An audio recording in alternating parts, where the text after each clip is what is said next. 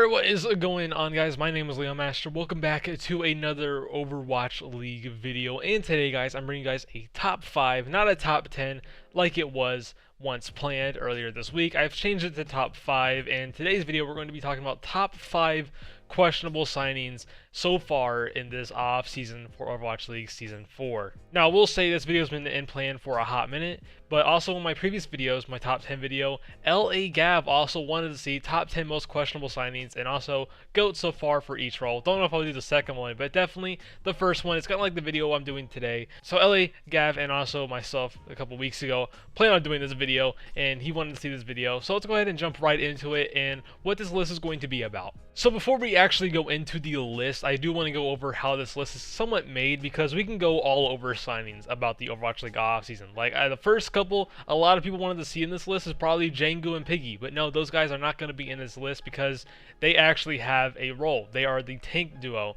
Now, what you're going to see throughout this entire list is me looking at rosters and just questioning, why are they there? Now, obviously, for some examples we're going to get into, because they want to have a 12-man roster, or they needed a 7th player. Those could be some examples, but still, with that, it makes me question why they signed this person specifically and maybe not someone else. So let's go ahead and jump into my number 5. And number 5, this guy's not bad at all, but number 5 is going to be Liga. The reason he's actually this low is because maybe they will actually play him. I don't know about that just yet, but looking at Liga on this roster, it's just why? Why do they need to sign Liga on this team? Especially, I get it, they want a 12-man roster, 100% understand, but why didn't they get someone, like Takoyaki? Takoyaki is probably not a top-tier main tank, probably an actual substitute main tank like he is on the Spark, but Liga, for example, is a top-tier off-tank, and he will probably be sitting on the bench this season for the Spark, because I definitely think Bernard is actually better. And what we have seen so far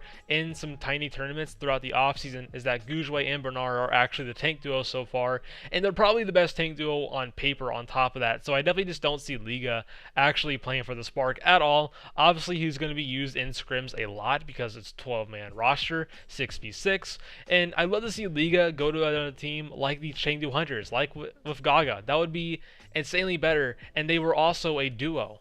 So I really hope during this season we do see Liga actually traded to the Chengdu Hunters at some point, and if that does happen, this team, Chengdu Hunters, is going to get a massive upgrade, and we'll just see Liga perform, because Liga is a top tier off tank, I feel like, and especially if he's in the Overwatch League playing consistently and coached, Liga's going to be good. And it just sucks to see him on the bench, and it just really makes me question, why did they sign someone like Liga and maybe someone a little bit lower when it comes to skill, kind of like Takoyaki versus Gujwe. There's a definite option here when it comes to Gujwe versus Takoyaki. You want Gujwe. Takoyaki's a really good sub, and Liga, he's good. I don't think he needs to be a sub. He definitely needs to be a starter.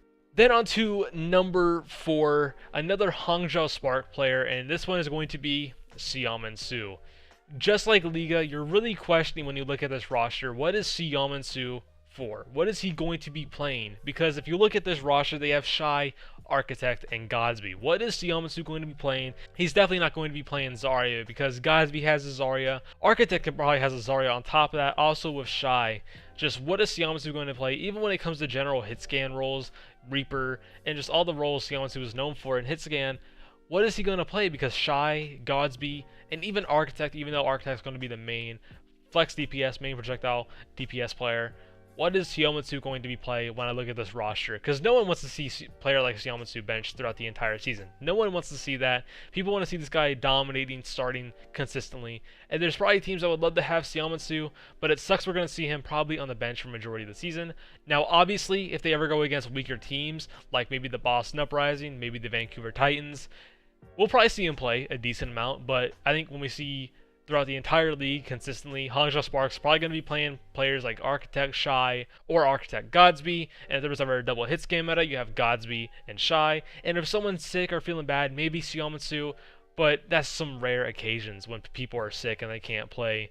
So it's going to be weird to see Su ever get playtime, honestly, and we'll just need to see what goes on later. Then on to number 3, I have Urster, and the reason I have Urster on this list is also, when you look at it, is just why. I remember seeing people trying to argue about this, and he also didn't get any playtime during the most recent tournament with the Nexus Cup and also the tournament before that, but the Nexus Cup is also not done yet, so maybe Urster will get some playtime.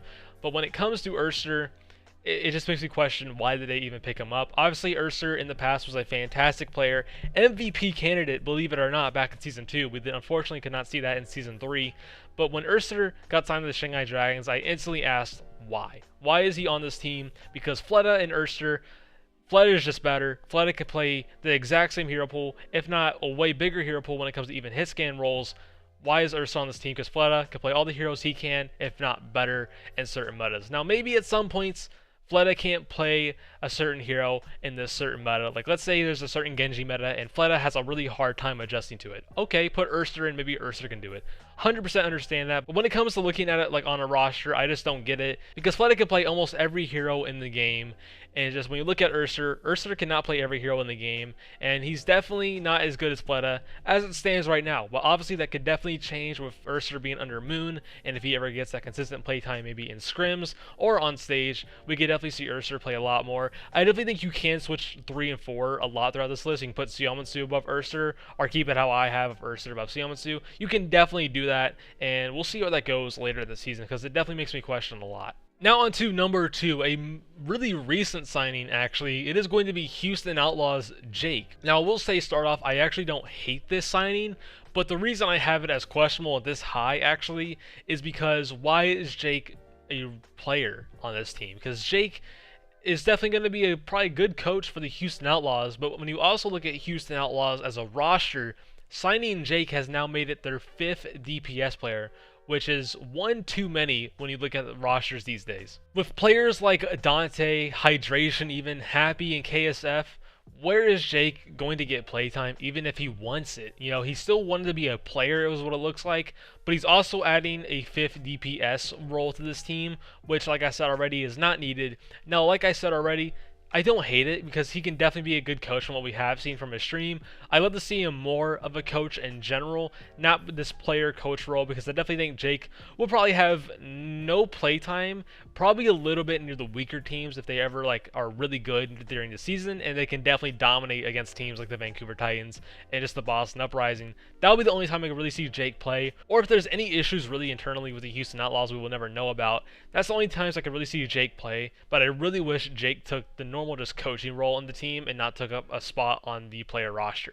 Now on to my number 1, and I definitely think a lot of people expected to see this guy on the list somewhere, and yes, he's going to be number 1. It is going to be Beast. Why was Beast signed to this team? I don't get it right now. Maybe it will be answered during next season.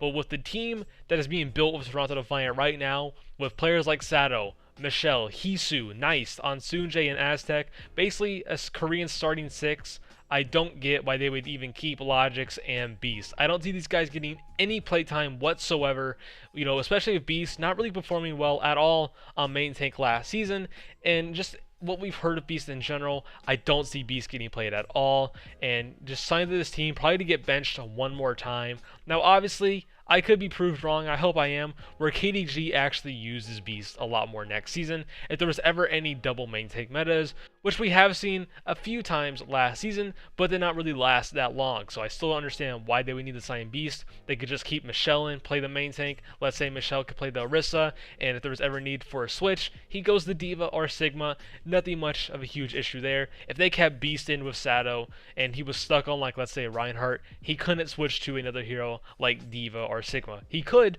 but it wouldn't be, I would say, Overwatch League level, so it would be tough to see Beast really perform like that. And just at the end of the day, I'm looking at this signing, I'm like, why did they sign him once again?